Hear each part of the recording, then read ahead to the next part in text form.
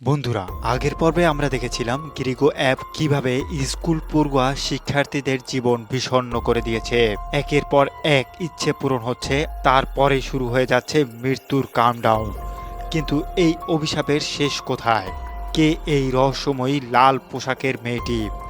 আজ আমরা জানব সিয়ন আর হিয়াং নামের এই দুই বান্ধবীর করুণ ইতিহাস এবং দেখব কিভাবে সোয়া এবং হায়ুং নিজেদের জীবন বাজি রেখে এই ভয়ানক ডার্ক ম্যাজিকের অবসান ঘটায়। কিন্তু সাবধান, গল্পের শেষে আপনাদের জন্য অপেক্ষা করছে এক টুইস্ট যা আপনাদেরকে ভাবিয়ে তুলবে। অভিশাপ কি সত্যিই শেষ হয়েছে? গল্পের শিখর খুঁজতে আমাদেরকে পিছনে যেতে হবে কয়েক বছর আগে। সিয়ং আর হিয়াং ছিল প্রাণের বন্ধু। সিয়ং ছিল এক সামান পরিবারের মেয়ে। সামান হওয়ার কারণে সে ছোট হওয়ার ভয়ে সে নিজের পরিচয় গোপন রাখত। সিয়নের মা ছিল একজন শক্তিশালী সামান, কিন্তু সিয়ন তাকে ঘৃণা করত। সিয়ং তার স্কুলে কোডিং ক্লাবে গিরিগো নামের একটি অ্যাপ তৈরি করে। হিরাং জানত না তার বান্ধবীর মনে কি চলছে। সে নিজের মনের মানুষকে পাওয়ার ইচ্ছে পূরণ করতে গিয়ে অজান্তেই ডার্ক ম্যাজিকের জালে জড়িয়ে পড়ে। সিয়ং বিশ্বাসঘাতকতা করে হিরাংয়ের গোপন ভিডিও ভাইরাল করে দেয়। অপমানে ক্ষোভে হিরাং নিজের গলা কেটে সুইসাইড করে, কিন্তু মৃত্যুর আগে সে অভিশাপ দিয়ে যায়, যারা এই অ্যাপে ইচ্ছে পূরণ করবে তাদের সবাইকে মরতে হবে। হিরাংয়ের সেই রক্তমাখা ইচ্ছেই অ্যাপটিকে জীবিত করে তোলে। বর্তমানে ফিরে আসি। গেনু আর নারী স্কুলের গোপন নথিপত্র খুঁজতে গিয়ে জানতে পারে সিয়ং এবং হেরাংয়ের সেই করুণ মৃত্যুর কাহিনী। কিন্তু ঠিক তখনই সেই অভিশাপ আত্মা নারীর উপর ভর করে। নারী হিংস্র হয়ে ওঠে। সেয়ার উপর জমানো সব ঘৃণা আর জেলেসি তাকে দানবে পরিণত করে। সে গেনুকে আঘাত করে, সেখান থেকে পালিয়ে যায়। এদিকে ব্যাঙ্গুল বুঝতে পারে স্কুলে অশুভ শক্তির আনাগোনা বেড়েছে। সে গেনুকে বাঁচাতে গিয়ে নিজে গুরুতর আহত হয় আর চোখে কাচের টুকরো ঢুকে রক্তরক্তি কাণ্ড ঘটে যায়। কিন্তু এই আঘাত তাকে নতুন ক্ষমতা দেয়। সে এখন খালি চোখেও আত্মা দেখতে পায়।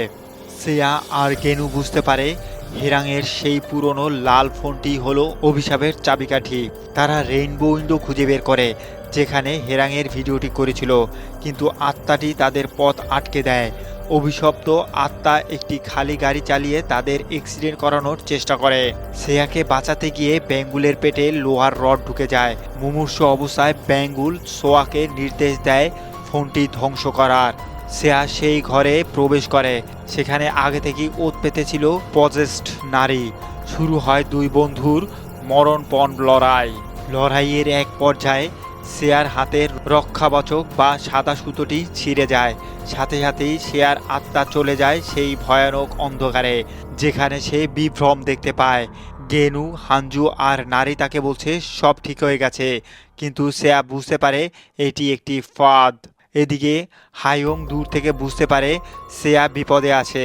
সে ফানুস উড়িয়ে গেনুকে পথ দেখায় যাতে সে সেয়াকে হাইয়ংয়ের বাড়িতে নিয়ে আসতে পারে। হাইয়ং তার জাদুকরি তীর দিয়ে লাল ফোনটি ভেঙে ফেলে, কিন্তু অবাক করা বিষয় হলো অভিশাপ তাতেও কাটে না। হাইয়ং বুঝতে পারে আসল মেহিং বা অভিশপ্ত বস্তু লাল ফোনটি নয়, বরং সিয়নের নিজের ফোনটি। সেয়া আর হাইয়ং আধ্যাত্মিক জগতে মাল্টিমিডিয়া রুমে পৌঁছায়, যেখানে সিয়ংয়ের আত্মা ভয়ঙ্কর রূপে তাদের আক্রমণ করে। হাইয়ং হেরাংয়ের রূপ ধরে সিয়ংয়ের বিভ্রান্ত করার চেষ্টা করে। অন্য এক কক্ষে সেয়া আর নারীর আত্মার মধ্যে লড়াইয়ের চূড়ান্ত রূপ নেয়।